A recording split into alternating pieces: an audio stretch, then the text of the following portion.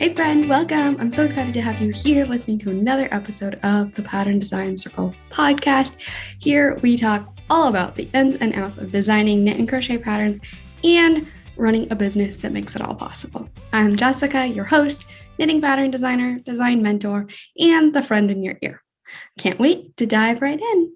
The Pattern Design Circle podcast is sponsored by the Pattern Design Circle, a membership community for knit and crochet pattern designers that are feeling lost, lonely, or frustrated in their business. It connects you with a supportive community that's always eager to answer your questions and help you through the hard times. And there's loads of resources and activities specifically catered to business and designing. Sound like your jam? Check it out at snickerdoodleknits.com/design-circle. That's snickerdoodle, like the cookie, knits, knits.com/design-circle. All right, let's get into it. Hello, and welcome back for another episode of Pattern Design Circle podcast. I'm so excited to be here chatting with you once again. But this isn't just chatting with me, because today I am sharing a replay from a guest discussion that I hosted on Instagram last year. On my Snickerdoodle Knits account, which is my knitting pattern design account, I was hosting a different designer every single month. And so I've been slowly releasing the replays here on the podcast because I find that we just find so much inspiration and connection by hearing about other designers, their journey, things that they've learned along the way, their passion. Just helps us to feel more connected and less alone. And so I'm really excited to bring this replay back to you from my discussion with Tif Neilan of Tif Handknits. It was such a pleasure to connect with Tif, to talk about creativity, of course, designing and knitting, and her love of horses. So I really hope that you would enjoy this discussion, that you feel like you get to know Tif a bit better. If maybe she's new to you, or maybe you haven't heard some of these stories before. And I hope that it really inspires you in your own journey. Maybe you'll pull away some pieces that help you reflect more on where you're at, your purpose, your creativity, or maybe it just gives you a little more perspective on something that you want to implement in your own business. So without further ado, I really hope that you love this discussion with Tif Neilan of Tif Handknits.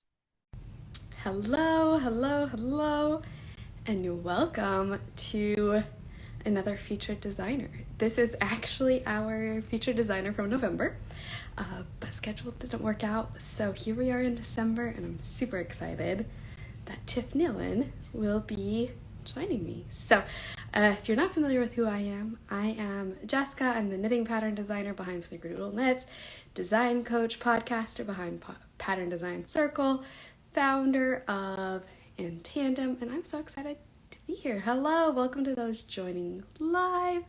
Super excited to see you. Tif should be joining us shortly, and we'll talk all about Tif and her design journey, her design process. If you have any questions while we're chatting, go ahead and pop them in the comments. There will be a replay available, and I see Tif is here, so how's everybody doing today? Let us know in the comments. Hello! Hello. How are you? Good. Let me just adjust this. I think I'm cutting myself off. Yes, it does. It always does that when you split it, and then you have to, you get everything perfect, and then you have to readjust it. There we go. But I have my tripod, rolled up all the way it can go, so I'd have to move all the legs. So Yeah, try to not cut myself. Has a good adjustable arm. Oh yes. Well, how are you today, Tif? I'm good. Good. I'm so excited. Much better. Yes. Good. Yes. You've lots of families I know for sure have been dealing with illness, and you aren't exempt. Oh my God. Yeah, it was a little intense because it was staggered through the 2 weeks. So like maximum disruption, but Yeah. we're on the other side of it. Fingers crossed. Yeah. Looks like somebody accidentally joined. So anyway, I'm so glad you're all feeling better. Tip, do you want to share a little bit about who you are, where you're at, what you do? Sure. Yeah. So I live in Connecticut with my husband and two daughters. I have a almost 12-year-old daughter. Her birthday is the end of this month. 10-year-old, and two Labrador sons who are very hilarious and rambunctious.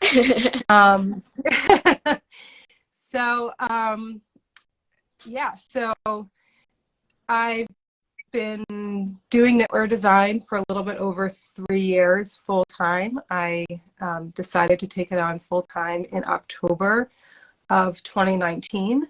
And of course, little did I know that it was going to be like the start of the pandemic. And in some ways, I think it was sort of a blessing that I had already like made that decision to leave my other job and to do this full time from home, because I think I wouldn't have had a choice, looking back. And I'm very type A, I'm a planner. And so I think being thrown into that without it being my plan would have been like, completely like nerve-wracking and chaotic for me. But because it was my plan and I had already kind of like integrated myself into that, I mean, it was still completely nutty. I had two kids distance learning, and I hadn't signed up to be like a teacher on top of it. So that was a little bit insane, but it was good. All things considered, it was okay. And but I've not regretted it for a day that I kind of made that decision. That being said, I definitely, part of my decision was like, to have like more flexibility in my work hours and my schedule and whatnot. And while I have that, I would say I certainly don't work less now than I did before. You know, unless like 15 hours a day is considered less than it was before, then I'm not working less. Yes. But it's been good. Yes. That's so wonderful. There are a couple of folks in the comments that I was trying to respond to. Somebody wasn't able to hear, but me explaining what to do when it helps. So hopefully she was able, I said to try leaving it coming back. So hopefully she was able to figure it out. And somebody else asked if there will be a replay. Yes, there will be a replay. It will be posted later. So I don't see the comments. Is that normal? I have no idea. But I'll pay Okay. attention to them. So don't worry. So this is my favorite question to ask. I think it's, in your seat, the least favorite question. But I love to ask, what are 3 words you would use to describe yourself? To describe myself. Yes. Well, ambitious, overly ambitious.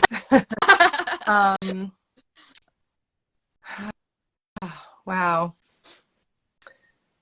I'm dedicated for sure. And I think I'm going to say creative, even though that's a pat on my back, my own back. No, I think that. I love to create, and it's not just knitwear. It's like, I love all the, it's all the crafts. I'm the type of person that's like, oh, I can totally do that myself. And then I do. So, Yes. Yeah. I love that. Yes. I love to ask that question because we tend to, like when we have discussions about designing and knitting, we talk about designing and knitting, but like we don't actually talk about personalities. It's just a fun way to like get to know people better. Yeah. So thanks for sharing. So how did you first start knitting in the first place? So friends of mine were knitters. My sister-in-law was a knitter. And so like I said, I've always been like, I'm a crafty person. I'm very hands-on and like do things. And so I had already kind of been like watching them and thinking like, oh, I totally want to get into this. And at the time, I was working interior design in the office, but also from home. And like I said, two young kids. And I was kind of like, I know myself. I know when I get interested in something that like I dive in and 1,000%. And so I had kind of been like, dragging my heels. And ironically, like my sister-in-law had made a gift for someone, and I was like, okay, that's it. Like I'm learning how to do it. This is just too cool. And so of course it was like February and it had like snowed. And so the day I decided to do this is like one of those days that like you really don't want to leave your house for anything. And so I like pull up a tutorial video on how to do it. And I'm like, well, I don't have any knitting needles. Like how can I do this? Like I want to learn this today. So I pulled out like my kids like colored pencils. I sharpened the colored pencils. I was like, this will work. It has like the right tip. And I remembered that my daughter had gotten a loom kit for her birthday, which is, like I said, the end of December. And she hadn't started using it and was kind of like not really that interested in it. And so I knew where it was because it wasn't so far past that like, we'd lost it in the chaos of toys. And so I taught myself to learn on some random cold February day with colored pencils and like the cheapest acrylic yarn that you've like zero stretch. I mean, it was like, Yes. I don't even know. It was awful. But I was like, this is amazing. And so my husband came home and was like, what did you do today? I'm like, oh, I taught myself how to knit. And like, look what I created. And it's funny because it was close to Valentine's Day and we did wind up going out for dinner. Like we go out as a family for Valentine's Day. So we went to our favorite pizza place and I like brought it with me. So on day one of learning to knit, I brought my knitting in public. I've done it every day since, that anytime I'm out in public, I have knitting. But yeah, and so there I was, like sitting at the table, like knitting or practicing the knit stitch with colored pencils, and the rest is history. It is so fun. And I think that just like, like it just is an example of your creativity. Like you were like just being resourceful and using what you had and stuff. Yeah. It's so fun. So what was your first project? What were you making with your colored pencils? So here's the thing I think about being self-taught is that like there's no one there to tell you that like what you're doing, like that you've skipped many steps. Yes. So the first thing I decided to knit was a hat for my daughter. So immediately I went out, like I went to Michael's or something and I bought circular needles and I bought the stuff. And so I'm knitting this hat. And then I start the crown decreases and I'm like, how do you do this? Like, what do you do? And so then I like I had actually purchased like several different circular needles. So I was then knitting off of like 2 or 3 different needles, like in order to do it, to decrease it. And so I finished it and it fit her great. And then I remember a friend, like telling a friend, she's like, your first project was a hat in the round. Yes. Like, I don't know. It's like, I found a project that I thought was fun. And I don't know, we probably don't have it anymore because again, it was like not good yarn and it, like it felt really like, I don't know. It wasn't like a soft, like snuggly hat that you wanted to wear, that like my kids wanted to wear. Yes. But it fit her and she did actually like appease me. She wore it for a couple of weeks and then I immediately was like, okay, let me redo this for you with like yarn that you can stand to be like have on your forehead. But yeah, and the second thing I made was a cowl for my dog. We have our Weimaraner, who has since passed, hated going outside in the winter, and so that was my second project. Yeah, I love what like what you mentioned of when you don't know what's difficult, it's like you don't have, like, there's so many mindset barriers we can put up just because of Right. somebody saying it's difficult, or like you need to know all these things first, and like like we all have different learning styles. Right. We pick up on different things more easily than others. Yeah. Like, and so like for some people maybe it's the knit and the purl that are really hard, Mm-hmm. but then increasing and decreasing just makes sense. Right. And you know, other people it's flipped or whatever. But Yeah. I think of that a lot when folks talk about things like brioche and different techniques where they're like, it's just so impossible, it's so hard. Like, you know, everybody just talks about it being hard and they haven't even like looked at it or like considered it. And I don't know. I personally, when I first tried brioche, reading the pattern, the instructions were super weird and confusing, but doing it, it's like, oh, this makes a lot of sense. This is super easy. Yeah. So it's like, it's just, you know, pulling up a tutorial, it made a lot of sense, but trying to read the pattern, it didn't. Oh yeah, for sure. Yeah. Well, So, yeah. I think, I mean, I could not do brioche, like for the life of me. I could not do it until I learned how to knit continental. And then that was like a game changer. All of a sudden then like brioche like clicked and I was like, oh, this is amazing. I can do this. I don't ever do it, but like I can now. Yeah. But I don't know. So when I knit right-handed, I flick. And I don't know why. I just like my fingers couldn't do it. They could not do it. And it drove me nuts. And of course, because like I'm one of those people that are like, don't tell me I can't do this. Yes. It drove me completely nuts. But it's so funny. I love, you know, just you talking about yourself and your experience. I can totally relate in so many ways. Like personality wise, we're probably very similar. The type A, you know, like very determined. Like if you tell me I'm not going to be able to do it, I'm going to prove you wrong. Yeah. Oh yeah. Yep. Yes. Absolutely. So funny. So then you want to share more about like what projects you started to work on and how you started to think about designing and how that all. Yeah, so kind of on that same note of, you know, I didn't really realize like what was considered an advanced technique or a beginner technique. It was just kind of like, I'm drawn to this thing, so I'm going to do it, whatever. So I had knit something for my older daughter that required seaming. I needed to do like mattress stitch to seam it. And so I did that and it was great and fun. And I thought to myself, coming from an interior design background, I said, you know, this pattern would be amazing with like a herringbone stitch border. So I figured out I learned how to knit it, and I kind of like rewrote a pattern for myself, scaling it up to my size with the herringbone. And so I did it. And I remember wearing it out and people being like, oh my God, where did you get that? That's amazing. And I'm like, oh, I did it, you know, kind of like, you know, no one, I don't know, people don't ever ask me now when I'm working, but that for some reason was like different enough that people actually like cared to ask me. And so I was kind of like, oh, okay, I don't know, that's pretty cool.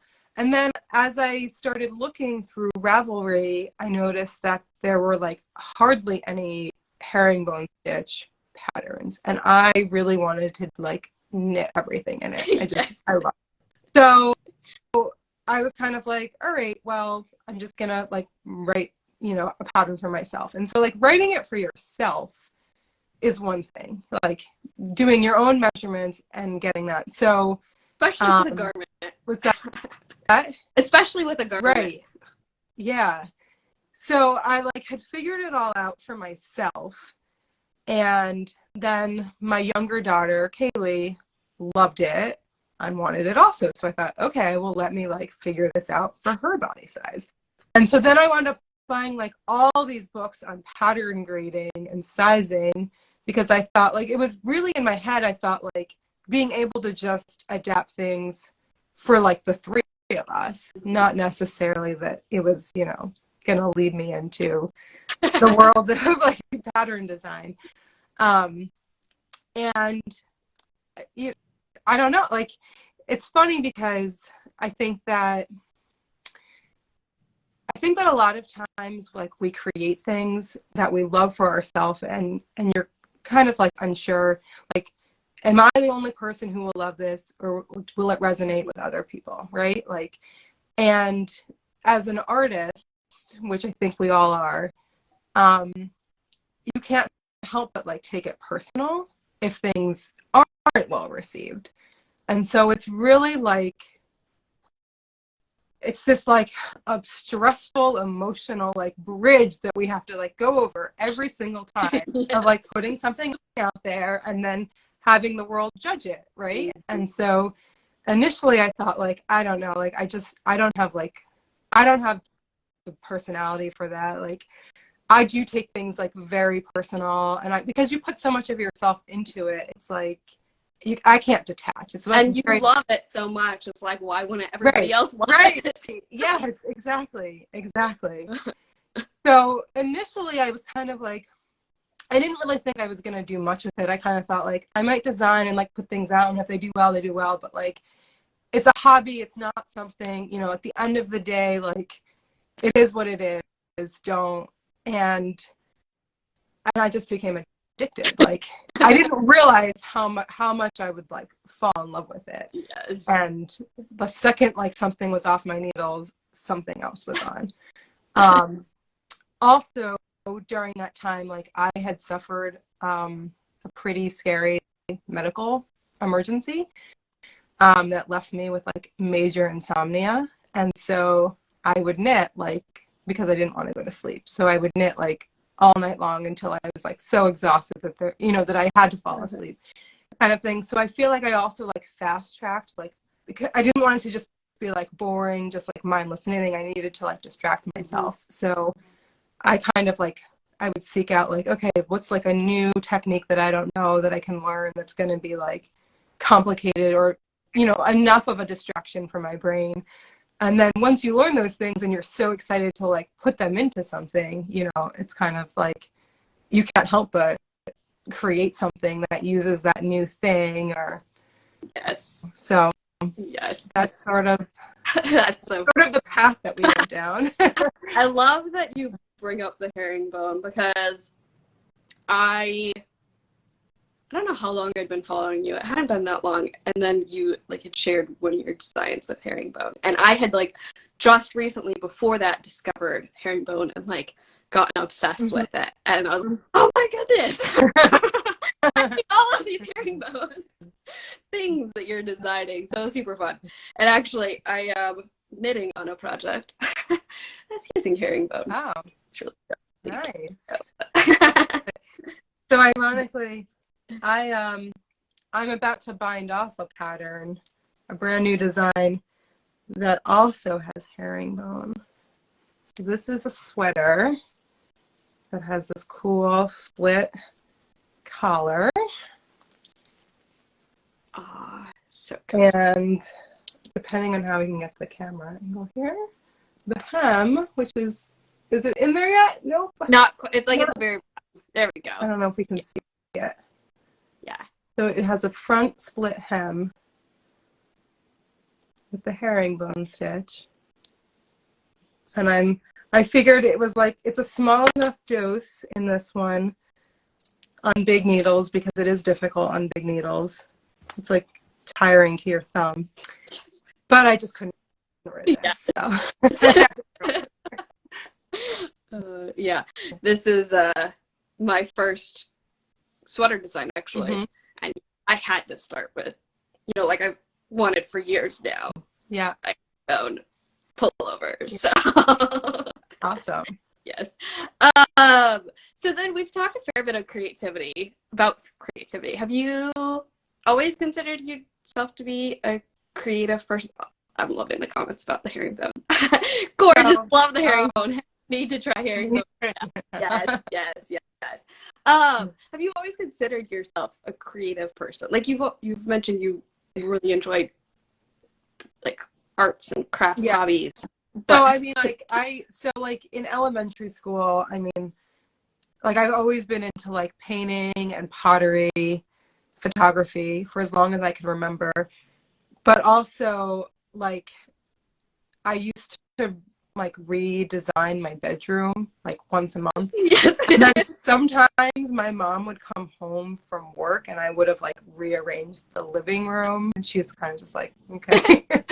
So yes, I would say I've always been a creative person. That's And it wasn't really like, you know, a taught thing. It's just like, yeah, that's just who I am.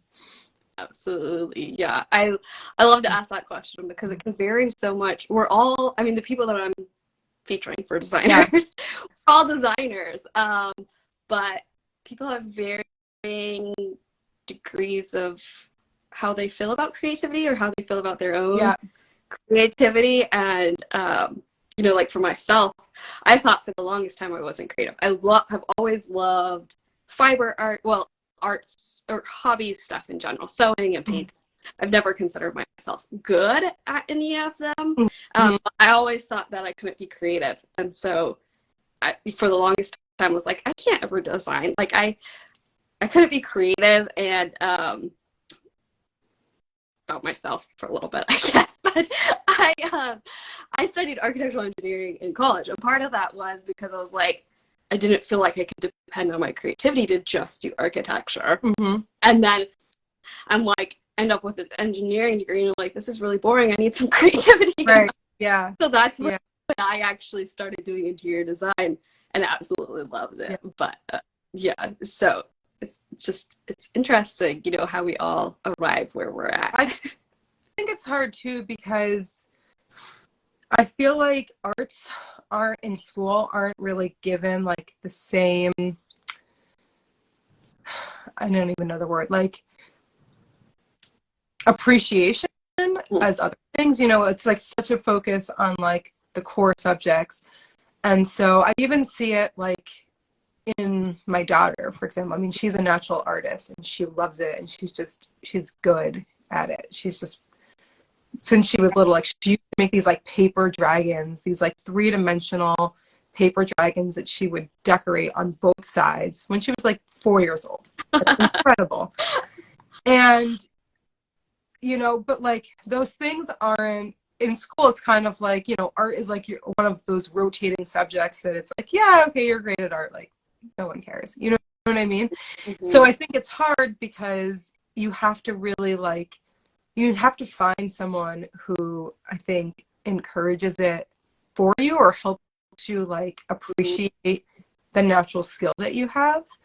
And if that's never really like developed because you don't like, if you never have someone say to you, you're a natural artist, like you have to do something with this. Like I think it's easy to just think that talent is like a useless talent and you have to rely on something else. Like, yes. And I think also just the way our society operates, like we struggle to like accept or acknowledge that there's so many different forms of creativity. It's like, to be talented as an artist, like you need to be able to create a certain kind of art or whatever. And then like, otherwise it's not really appreciated and it's not valued. But there's so many different forms of creativity and art, even within a single medium. That, you know, it's not something that's so easy to grade and like, you know, from a teacher perspective. So then it's more difficult within our school structures. Oh yeah, absolutely. And I mean, and I think that's like evident also in knitwear design, right? Like there's all these trends that definitely will like lead the market every year. And I feel like, you know, I've noticed in myself, it's like the times when it's like an impromptu cast on. I'm like, I just feeling this thing today and I need to do it. And it's not about anybody else. It's about me. And those often end up doing really well, but more than that, whether they do well or not, I think like as creators, we need to like fill ourselves with the things that bring us joy. And if we're like trying to create based off of what we think someone else wants out of us, then even if we deliver that product, like, is it fulfilling? Absolutely. I don't, Yeah. I struggle with that. I feel like not so much, because you kind of feel like you're making for someone else, and I don't know. Yeah, I totally agree. And like at that point, it kind of feels like more of a job than a passion. Right. To be creating because it's like, okay, I should be doing this because this is the right thing to do, or this is the successful thing to do, instead of saying, I'm creating this because I love it, and Right. that's what I'm passionate about. And Yeah. passion is actually a very strong. We want to talk about different societal aspects. It's hard. It's easier to say this is the way to do things and to structure things and everything else. But passion is something that people love to see and are attracted to. And so, when we create out of passion and we share out of passion, people get excited about it. Right. Yeah. But it's hard to like put numbers to that and say, okay, this is going to be successful and things like that. So, yeah. And I think also, like, when you kind of just make that decision that it's not about it being the trendy thing, it's like, this is just what I feel like I need to create. There's also then on the other side, like, more of that, like, stressful pressure once you put it out there, because then you're like acknowledging, like, okay, I didn't do what I think everybody, is asking of me or wants me to do. I did this whole other thing because my heart told me to do it. Please don't hate it. Right? Yes. It's so interesting. And I feel like it always leads back to, I like to have conversations about different definitions of success. And so, like, as a designer, you have to be really clear on, like, all right, what do I really want from this? What does it need to mean to me? Like, most likely it's not all about the money. Right. Not all about how many patterns you sell, but really being clear on what is important to you can help us stay grounded, even when pattern releases don't go how we want it to. Right. Yep. Yes. So I'd love to hear more about, like, your interior designing, how you got into it, and, like, if you feel like your interior design background now, or how it affects your knitwear design. So, well, as I mentioned, I mean, I used to just rearrange rooms in my house as a kid. So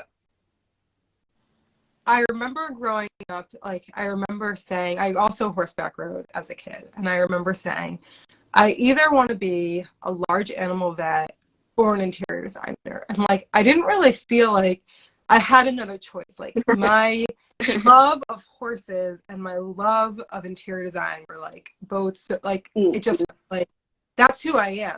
There isn't, like, this other thing that I could try to make myself do. There's just no way. And then I remember, like, coming to terms with the fact that as a large animal vet, I would inevitably have to put horses down, and I couldn't bear the thought of that. And, the more I dove into it, it was kind of like, I mean, I love horses, but, like, do I love dealing with sick horses? Yes. So interior design it was. And, I mean, I went to Drexel in Philadelphia. I loved probably, like, every minute of college. I mean, I had at Drexel, you get a Bachelor of Science in Interior Design. It's not a Bachelor of Art, and so with that comes taking sort of, like, some art history classes and some classes that are more, like, borderline architecture, interior architecture. And so I feel like my education was, like, so well-rounded that I was incredibly excited. I picked the right thing for sure. And then you get into, like, the real world. And so it's hard, like, I did residential design, and I won't say that I loved it. I really did love it. and I love working with clients, but it also, I think, and this is my personality, I'm sure, but again, you put so much of yourself into everything that you design and create, and it's hard, I think, at the end of the day to be able to to separate myself from that. And so in this world of technology that we're in, you know, it kind of became like I would leave my job and I would come home and it would still be like in my brain all the time. Like I would think about it all the time, couldn't shut it off. And so that was hard for me, because I think that you need to be able to like separate yourself. And I don't know, it was like kind of all encompassing for me. But I mean, I like the projects that I worked on were amazing. I like enjoyed so many like wonderful clients and just like really fun projects. Like whether it was my taste or not, Yes, it's still like, it's just very, I don't know. It's very exciting to like start with nothing and like to build an entire room. And so I don't and have. I think it's a lot of fun to also be able to play with other styles that aren't your own. Yeah. You know, like it's, and I guess maybe this also can be applied to knitwear design. Maybe folks do find it fulfilling to knit stuff for that, or to design stuff that other people love but they don't. But like just being, it's like it's just a very fun creative space where it's like, all right, I want to choose this for myself. I want to put this in my house. Yeah. But like just combining all the elements and things, that's enjoyable. And I think like if I didn't have my kids, I mean, I probably would have stayed in it. But like I could acknowledge that like I needed to take a step back, and I needed to be able to like be more present for them and available for them. And so like my love of like designing things didn't go anywhere. So now I just like, you know, I'm constantly changing things in my own house. But I don't know, like as I learned to knit, and I really like loved putting together like different patterns, I feel like there was definitely an overlap of my love for interior design and what I loved about it, and how I liked to like, you know, put together color pairings and different textures that complement each other. That all kind of just like rolled into knitwear design. And so in my head, I feel like it still like fulfills that same kind of like creating like need and drive. And while they are wildly different, they're also like just the way I think I approach a design is very similar. So, yeah. So what is your design process? How do you find inspiration? What steps do you take? So I wouldn't say that I find inspiration. It more finds me. You know, it's really wild. So I often dream up designs. I wake up sometimes in the middle of the night and I have to like jot something down. But it's like it's weird things. I will see a yarn and like and love it and kind of like and not know what to do with it, and it'll just be like sitting there, and then all of a sudden, you know, like I'll be in the middle of like creating a pattern for something else, and I'm kind of like staring off at it, and then all of a sudden I'm like, oh, I know what I want to do with that thing. Or like on my drives like to and from the barn, you know, like just seeing different things in nature. I feel like nature inspires me a lot. I don't, I feel like it's really weird for me to say I have no idea, but I kind of have no idea. Like it's very organic. It is, and it just kind of like I like designs sort of just like pop into my head, or like I will finish one design and then there will be certain aspects of it that I really love that I'm like, oh, I need to like take this and this and this and like put it into this other thing in this other application. And so like that's kind of the process, and which is actually why I feel like I'm trying to kind of take a step back from certain collaborations, just because I feel like when I'm trying to design within like someone else's parameters, it's really, really hard for me to like pull together the design.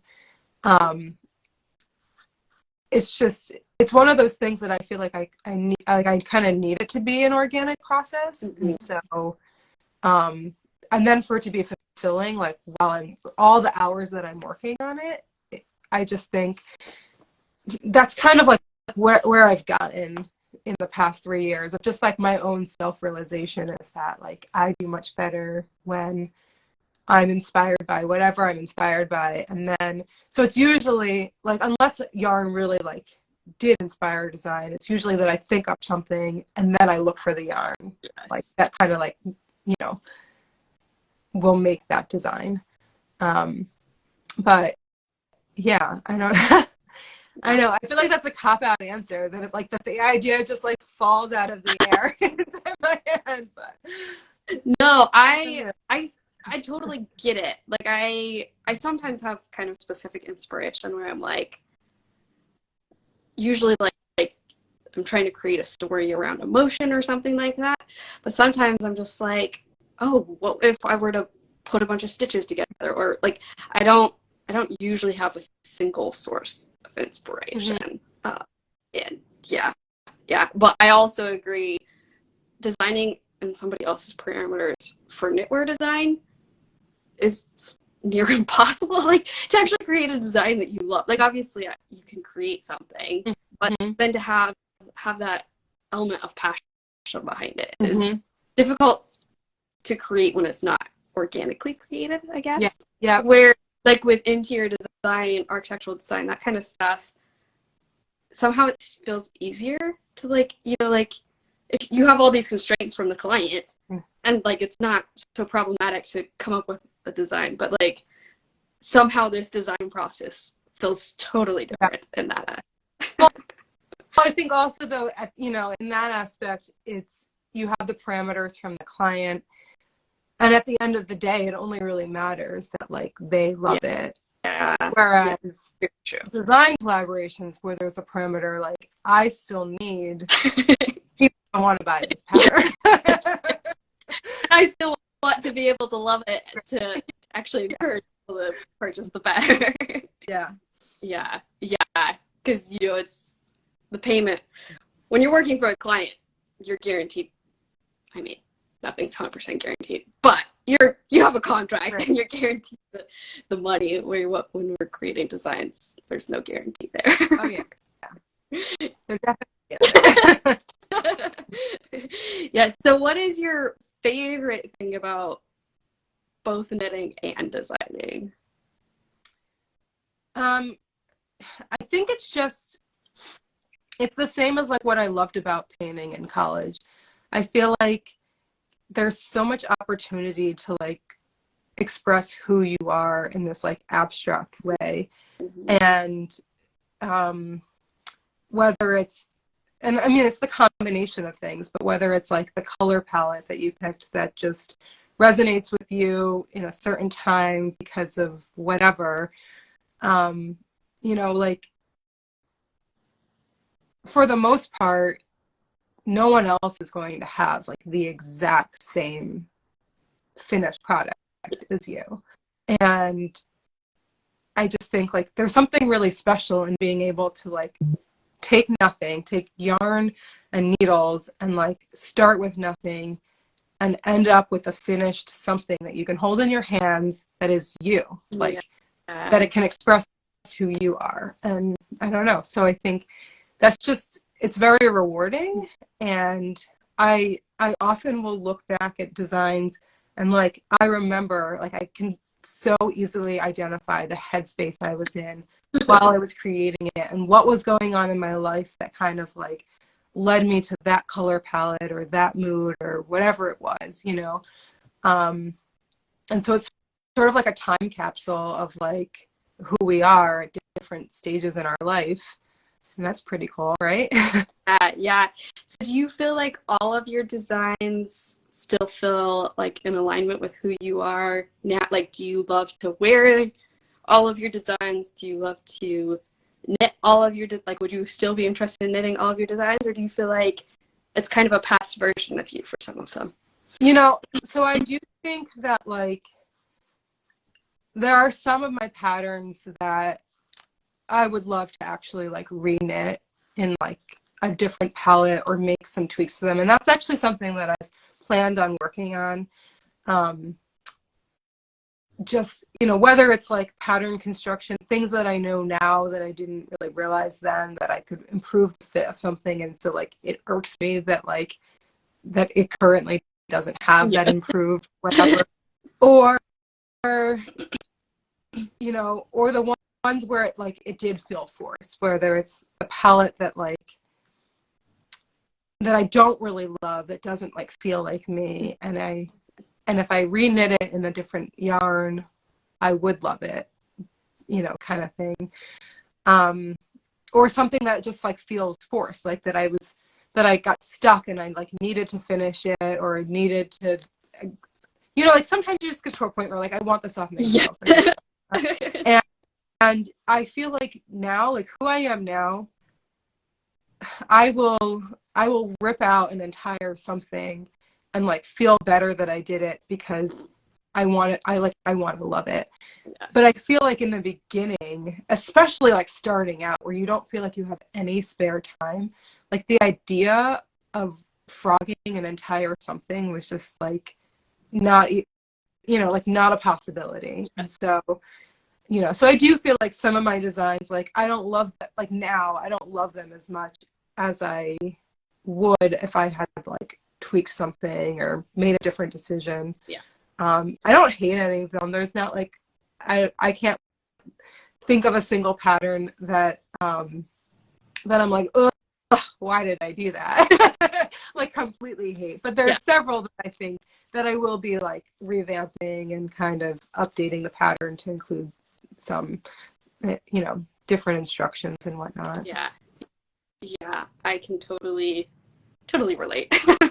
Some of my earlier designs, it's like I did a lot of, like, well, for starters, I didn't really, this whole designing journey, business journey, has really also been a journey of me getting to know myself. I didn't know my color palettes. I didn't know, you know, what I loved and what I hated. And so there's a lot of stuff I did just for the challenge or for playing around with textures and stitches. And so then a lot of the colors I used as, like, forms of symbolism.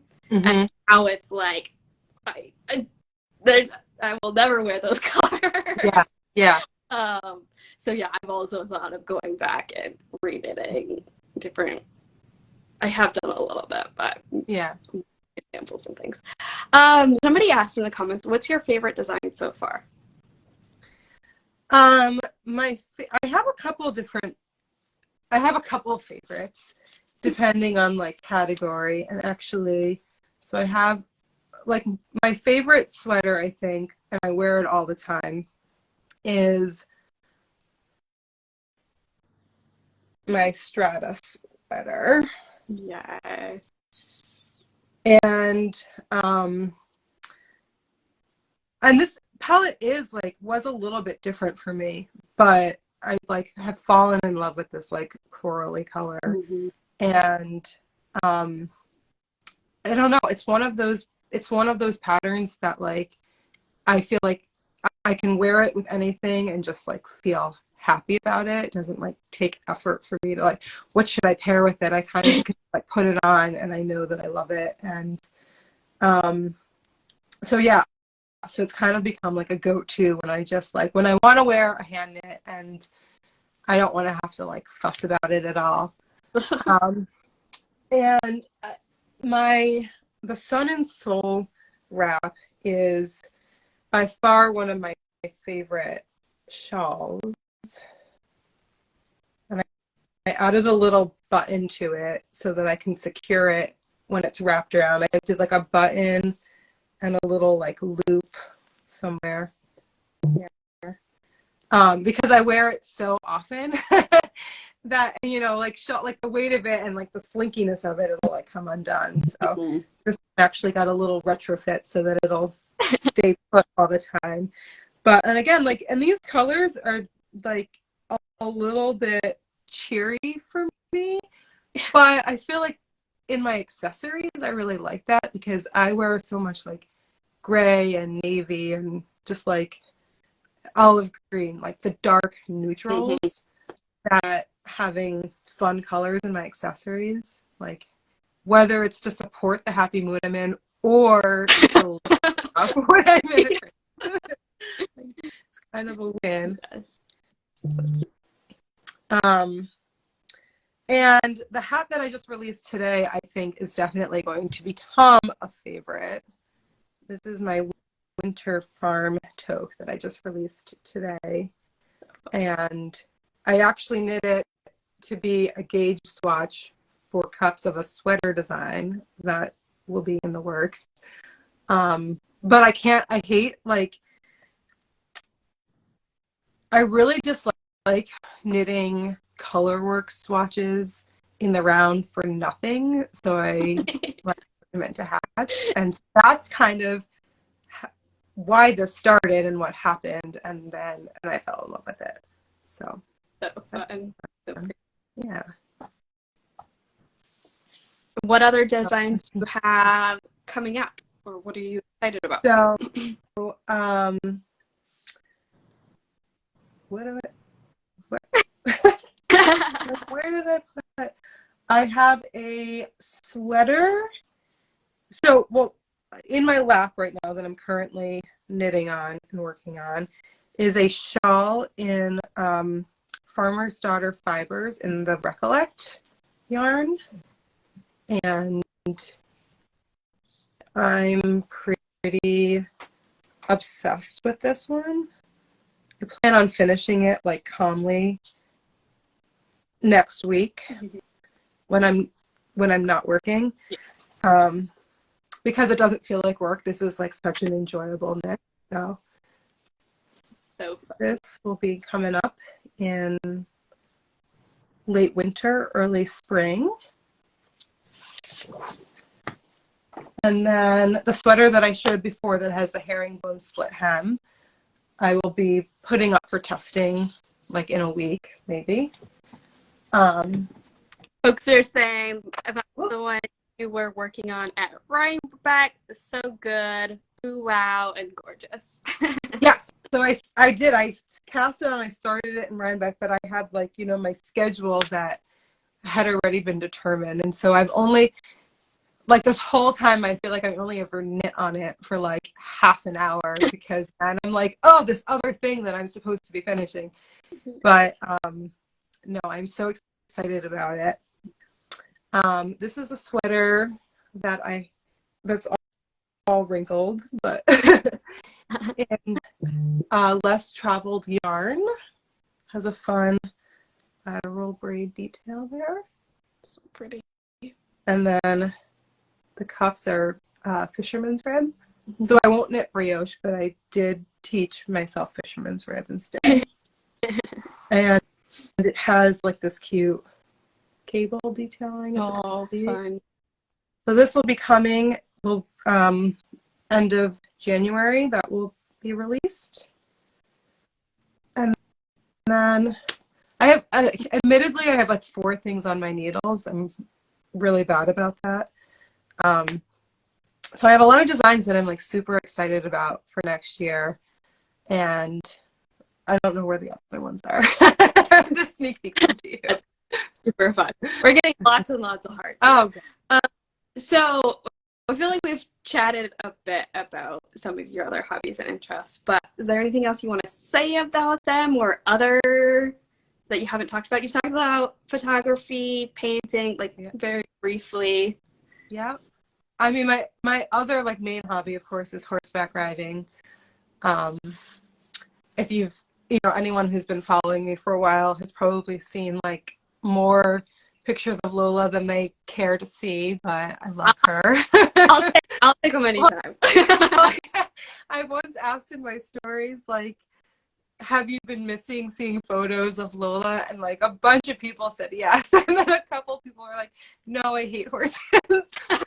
Like, well, I mean, I get it. Like, they're not for everybody, but There's also, you have to account for sometimes people are just tapping through stories and Yeah. don't really respond to something. I'm just going to assume that all the "No, I hate horses" they were just stepping through. But yeah. And actually, I thank the pandemic for that. I grew up riding and I love it. Like, I can't put into words how much I love it.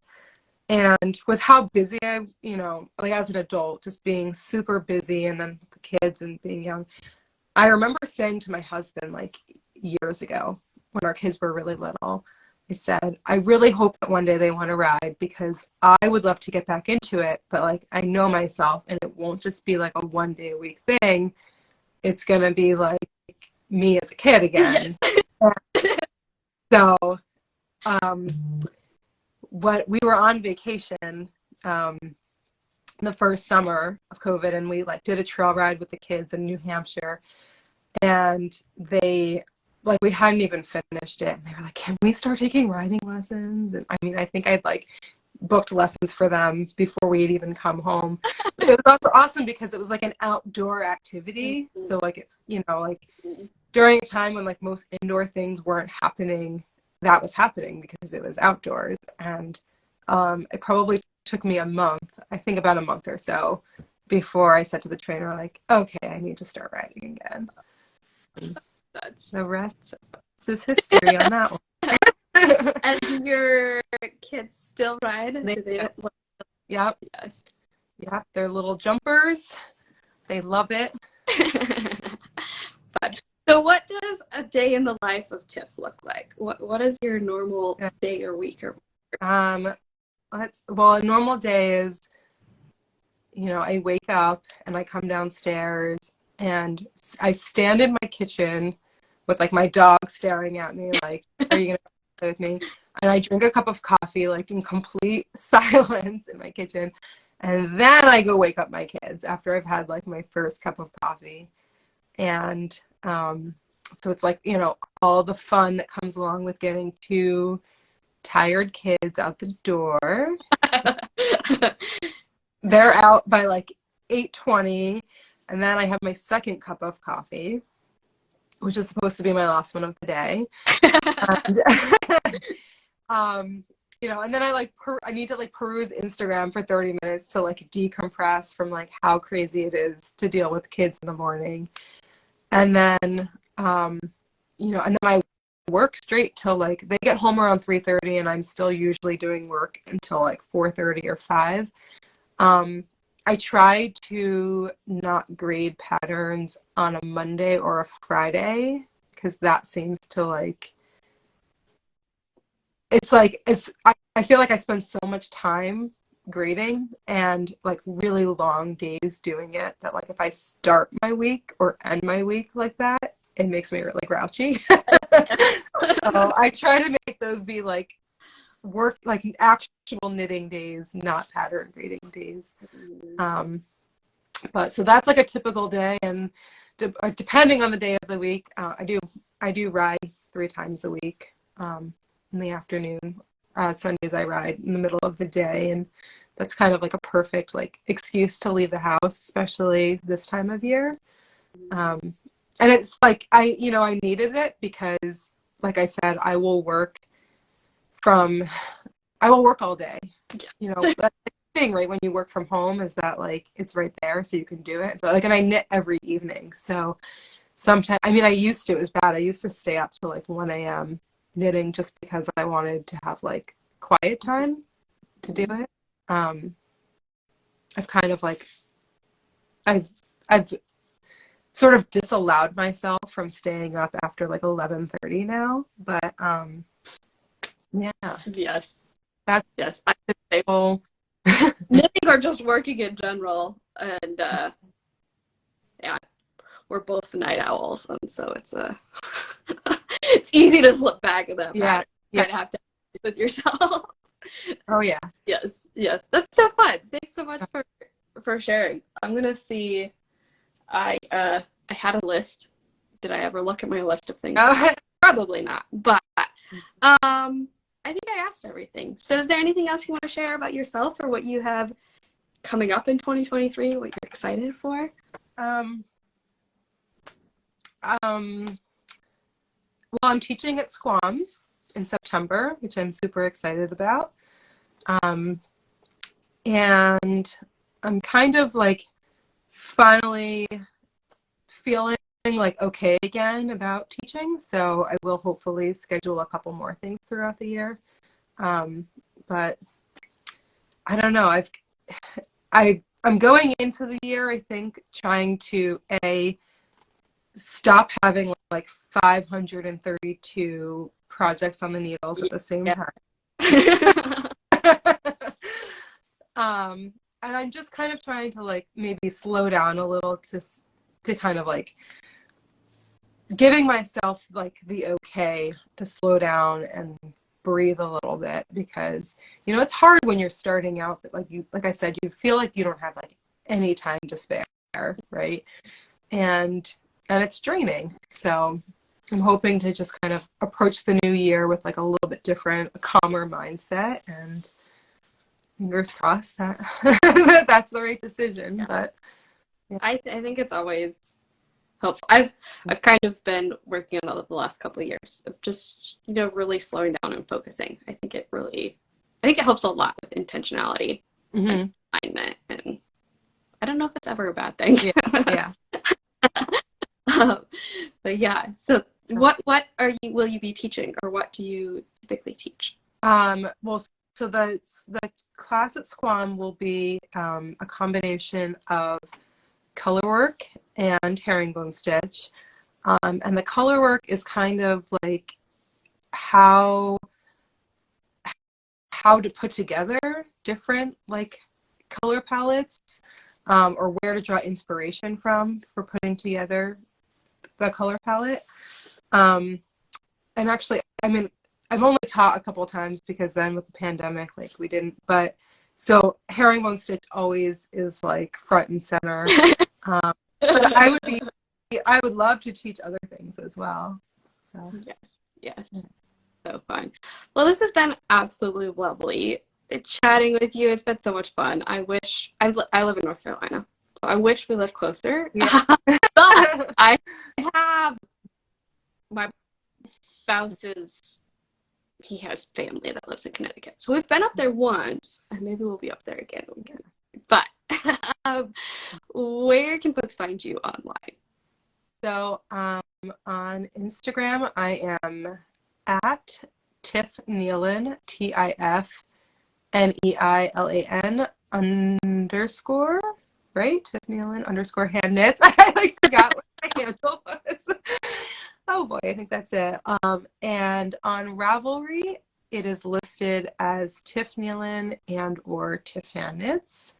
And then my website is tifhandknits.com. Perfect. Thank you so much, Tif, for hanging out, for everything that you shared, for everybody live. The replay will be available later today. It's just been such a pleasure. I hope everybody has a beautiful rest of your day and beautiful rest of your week, beautiful holiday season. We've got so much going on right now, but I'm so glad we were able to make time for this. So it's been lovely. Thank you for having me. Absolutely. We'll chat later. Okay. Take care. Bye. Wow. Thanks so much for listening to this episode. If you found it valuable, please share the podcast with a designer friend. And if you have a minute, leave a review. It's so helpful for me and means the world to me. Chat soon.